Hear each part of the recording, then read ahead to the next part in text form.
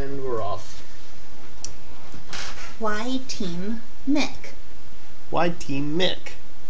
We were called Team Mick because my last name's McMillan and his is McEntee, and we're both Irish, and it's a derogatory term for Irish people.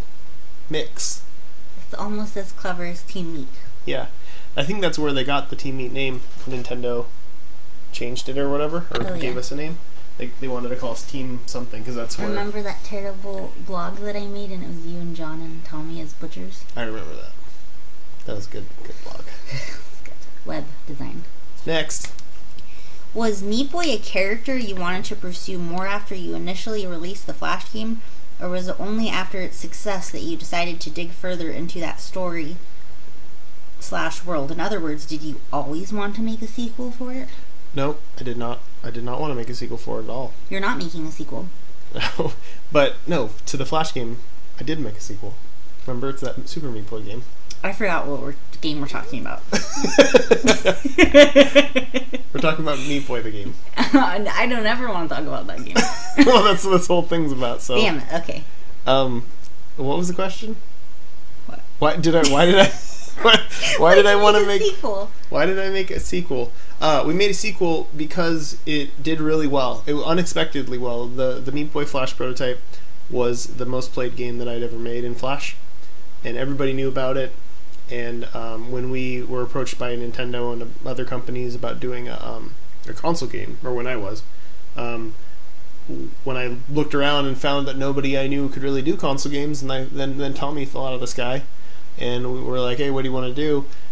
It seemed the least risky to do something that was already proven that people liked it. Like, if we're doing something mainstream, I wanted to actually attempt to have some sort of success. So Ed chose the most best game. The most best game. Probably, it's funny because it's like definitely one of the worst games. It's one of the worst games of the collection. But I really liked the characters, and I guess it's what he's asking. Like, I did really like the characters a lot, and I knew that there was more I could do with it. I knew I could make it good, and I knew that with Tommy's help, like, it could be a really great game. But I also knew that even if the game wasn't good, I could fall back on the characters because I really liked the characters a lot. And yeah, so the characters were the reason why I did the sequel, but the number one reason, really why, that it even was approached was due to the fact that people liked it, and it was successful. Because I didn't want to gamble away 2 years of my life and all of our money on something that might not be anything at all. Should have done Coil. Coil. Yeah, I'm gonna double down on Coil. Coil and Trachnid. It's gonna take 5 years. 3 years for each game. First day buy right here. Why a fetus in a jar for the villain in Meat Boy? Dr. Fetus was a fetus in a jar because it was supposed to be a play on, like, well, obviously, like, old traditional villains for, like, you know, tie the damsel in distress to the railroad tracks, and the guy was always, like, in a top hat, and, you know, he was all dapper, and I thought, and then in the cartoons, there was always, like, the characters that were bad guys that were little kids, like babies, like the baby from Roger Rabbit. Yeah, and I always liked that too, and I thought, wouldn't it be even more awesome if you could, because it's okay, I'm gonna break it down for you. The reason why it's funny that it's a baby is that babies are completely innocent. Like women being a bad guy. It's funny. We could never do that. We can never be bad. We can never be strong and bad. But a fetus seemed like even less probable, and that was basically it. Yet evil. The evil. Really My evil. first thought, which is completely went over your head, Krang. Oh yeah, definitely Krang too. He's totes Krang. He's totes Krang. Yeah, I do like those. Like, Krang is awesome. Also, a fetus has to live in a jar. It couldn't live. Of course. Don't try to figure out how it works. How does he control it? He has some sort of, like, juice, water technology. Like, there's circuitry in the water that he's in that's controlling the suit. Go ahead. Overall, how do you feel about this game today? What do you think is good about it? And what would you have improved? It does not mean what did you improve. Yeah. These questions were asked in the past. Yeah. it's not. The Meat Boy was the one game I didn't want to add to the collection because it's very cringe worthy for me playing it because it's so because there's something to compare it to. Like it's so far below Meat Boy. Like it's just not even in the same playing field that it's painful because there's something to compare how bad the controls are, whatever else. But the characters were good, and I like the characters, so I'd say that's the best aspect. I like the characters, I like the simplicity of the story, and I tried to stick with it with the remake and everything else. So I'd say that was its best aspect. It's difficult. I mean, it was actually for such remaking the game. It's not that similar. Like Super Meat Boy is really not that similar because like Meat Boy was always vertical. You did a lot of vertical like climbing, and that didn't really happen barely at all in Super Meat Boy. It turned into more of like a Mario side scroll.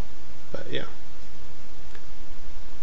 Wow, that's really interesting. Thanks. There's a lot of these, so. When did the hot coffee ending occurred? Before or after the kidnapping?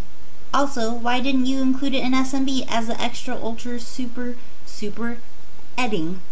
The hot coffee ending happened after, obviously, after Meat Boy saved Bandy Girl. After Bandy Girl saved Meat Boy. They couldn't control themselves. They'd been away from each other for so long that they just needed to ravage each other. And Meat Boy was so, excited by it that he died. But he came back. It's okay.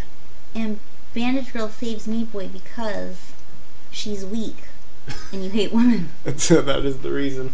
How do you... I don't know how you put so much misogyny in one game. Oh, the reason why we didn't add it in the remake is because that was actually the one thing Nintendo said that they were like, or is that going to be in? And I'm like, no. Because in like a lot of ways, like it was a joke. It was a play on hot coffee because that was like shortly after the whole hot coffee controversy. And I thought it would be really funny to just rub two cubes together and see if anybody would get upset about it. And that was mostly what it was. And the funny thing is that people did get upset about it, and it got it got banned from a few websites because of two cubes rubbing together at the end of the game. It's totally ridiculous. But I didn't end up putting in the game because it just didn't fit. But there's a wink at the end of the game that's referencing that occurrence. That's what the wink is. Wink! That's it. Now this is like several questions, so I'll try to do it rapid fire, okay? Okay. Why Dr. Fetus kidnapped Bandage Girl? Is he in love with her? No. He doesn't understand anything. He just wants what Meat Boy has so he can, like... He doesn't understand the whole concept of, like, that she likes Meat Boy. Like, he just sees her as, like, a thing to have. She makes Meat Boy happy. Yeah, he doesn't want that to happen, and he just doesn't understand what a relationship is. He just wants her around because he thinks that's what she's doing for him. She's just standing around. What does Meat Boy with bandages he collects? If he doesn't have any skin and the bandages are for apply on his body, the bandages are still sticky on meat? Yep.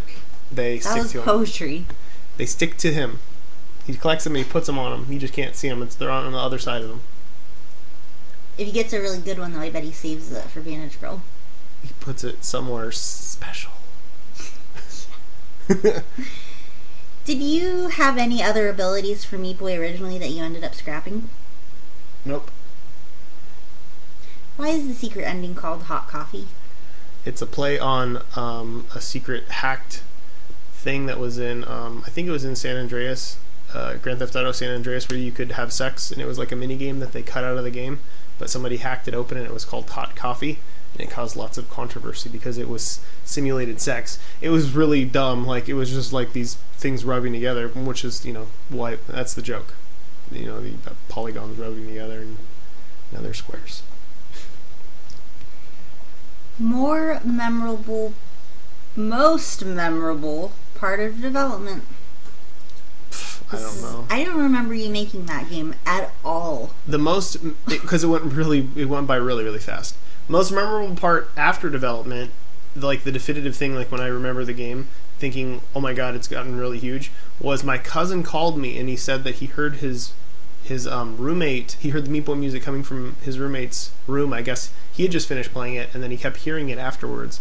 And he's like, "What the hell is that?" And he goes in the other room, and his roommate was also playing it, and it was like they were not associated. Like he on his own time, he was playing the game, and Gavin was playing the game, and that's when I'm like, "Oh shit, why do people like this?" Oh, the only part I remember is you asking me to make a level, and I said no. That was for the remake, for not the remake, but the map pack. Ugh, terrible. But you ended up starting it, and then I made it for you and called it Mean Girl, I think. Yeah, was it a skull? It was a skull. Yeah. Making levels is the worst. Where did I go? Favorite aspect of the prototype? Oh, I like the wall slide.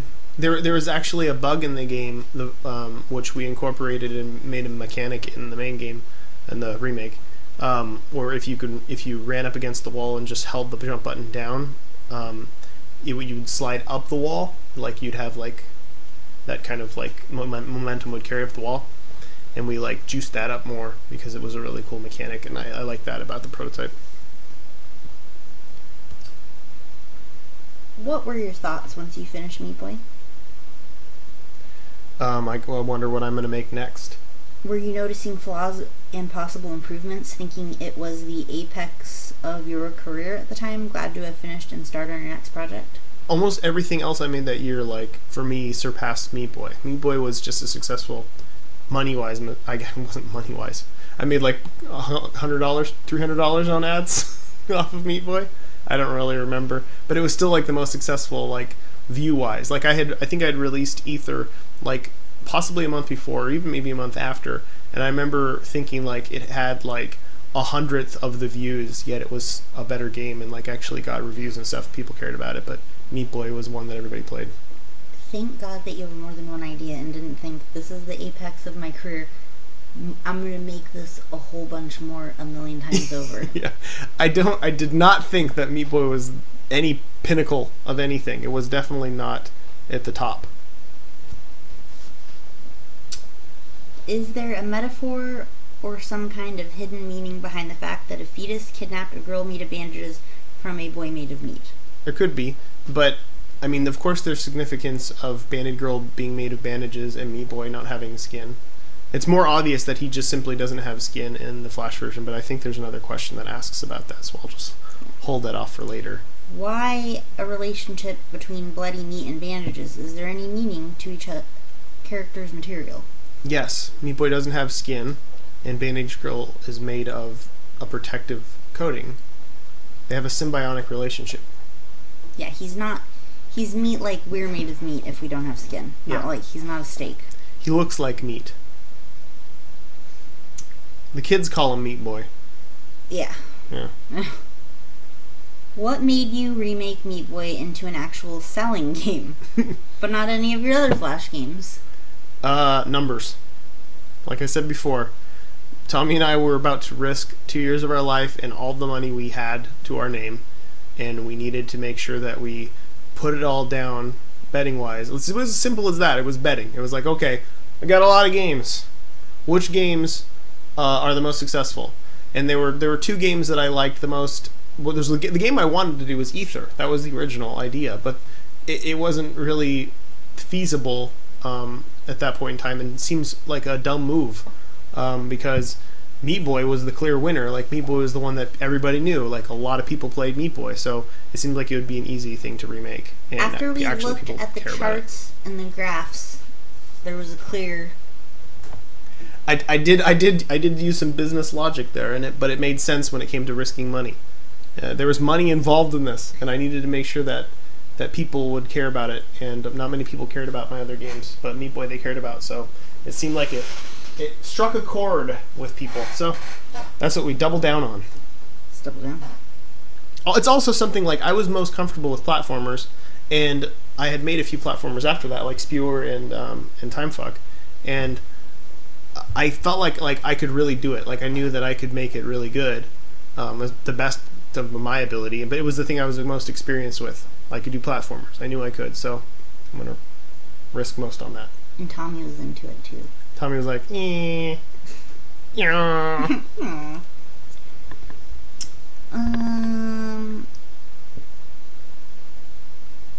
What part of developing Meat Boy was the most enjoyable for you?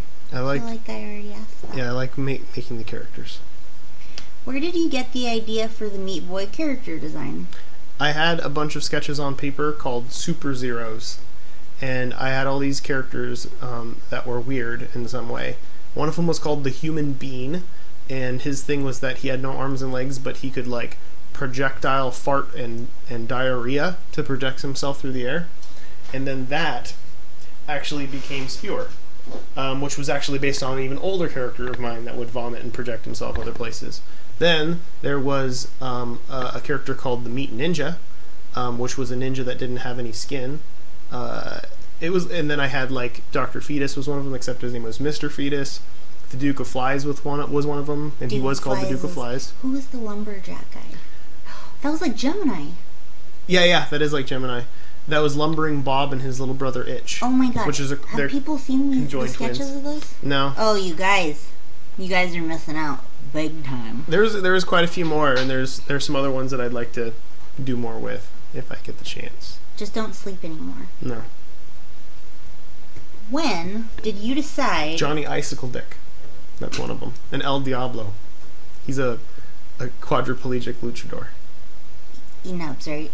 Didn't he have little... No, he just didn't have... He didn't have little X's? No. Like turkey legs? No. He just would get propelled out of his, like, wheelchair. I feel like I've just asked this question. Or that you just answered it. When did you decide that Meat Boy was worth developing further? Why did you choose it over Time Fuck Spew or Ether? Answered that already. Yeah. Rewind this. Hey, Edmund. Hey. I now see that the programmer for Meat Boy prototype was Jonathan McKenty. Is there any reason Jonathan didn't do Super Meat Boy with you, but Tommy did? Yeah. Yeah, duh. Think about it. Give it 2 thoughts. John just started programming. He made the engine for Meat Boy, which was like a tile engine. He literally just learned how to program in Flash. And I believe so far that's been the only game that he's made in Flash. Yeah, he's not really into it. He's worked on some other stuff too. I think he goes in and out of like game development as far as like how interested he is in it. He's a party boy. He's a party boy. But yeah, he's a very amateur programmer, and he only programmed in Flash, so it wasn't an option. Yeah. Hello. Do you guys like the controls in Meat Boy? Tommy was an extremely experienced programmer who's programmed his whole life and knew how to program for every console. Tommy's a wizard. He is. Of making women uncomfortable. It seems like Meat Boy runs from point A to point B, whereas Mario kills every living thing in his path. Almost all platform games have enemies. What made you decide to keep Meat Boy without traditional foes? There was some sort of like it seemed psychotic, and we played it up in Super Meat Boy. Like no other humans, like no other people exist in the world, and I wanted to play that up like that no one, they do not care about anybody else, like no one exists to them. They're no nothings. I also liked the idea of like Meat Boy being kind of innocent and not killing anything. Like even like a lot of the bosses and stuff, like he never kills them outright. Like they usually kill themselves in some way. And when he waves?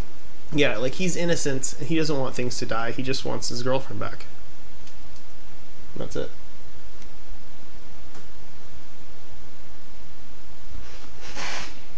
Are there any other interesting background informations of Meat Boy you come up with during the development of the game besides his skinlessness? Unknown details of his life, relatives, personalities, likes, dislikes, abilities, such things. I'll explain this.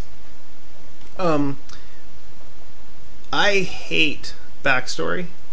Not because it's not fun to make, because I totally would get off on doing it, but that it completely destroys the character. It's very important for characters to have a mysteriousness to them, because once I've given you the complete formula, everything's spoiled and you can't make up anything in your imagination. Meat Boy is because Meat Boy is, period. All you know about him is what you play with. You know, you can make anything up you want before that, but there's no backstory. I'm never going to write a backstory because it's going to spoil the mystery for everybody. It's just better that way. It's like, for the readers out there, like when you see the characters on a cover of a book. when you would have preferred to just imagine them by their descriptions. Yeah. It's like Mario would have actually been better if they never made the cartoon that had some stupid story about how he was really a plumber who went and how he's a found big warp zone. fat idiot. Yeah, and he's with Italian a more and idiot so on and so brother. forth. Like, it's much Those better guys without are it. so unattractive. The only guy was he was a wrestler. They could have got like buff dudes. I think it was Lou Albano. Captain Lou Albano? Yep, I think it was him.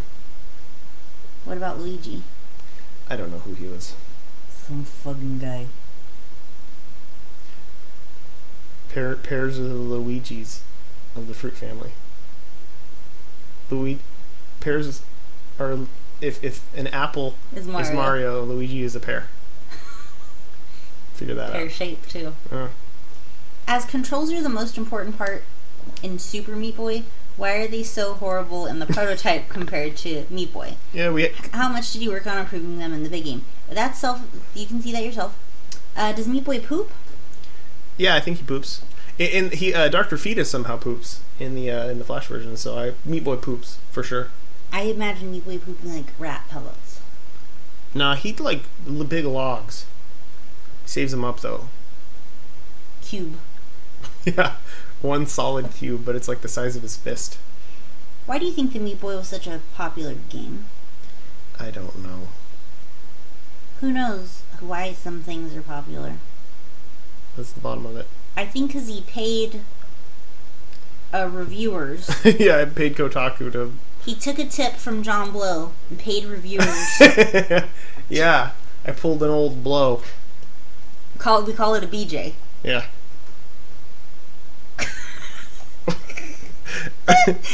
How come you decided on a strictly vertical level design with Meat Boy? I didn't.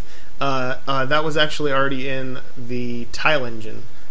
So the original prototype was called Vertigo, and John had made it and said, "Hey, check out my tile engine." And I said, "Oh, that's pretty cool. Like, you know, I happen to have a character who's like a red cube.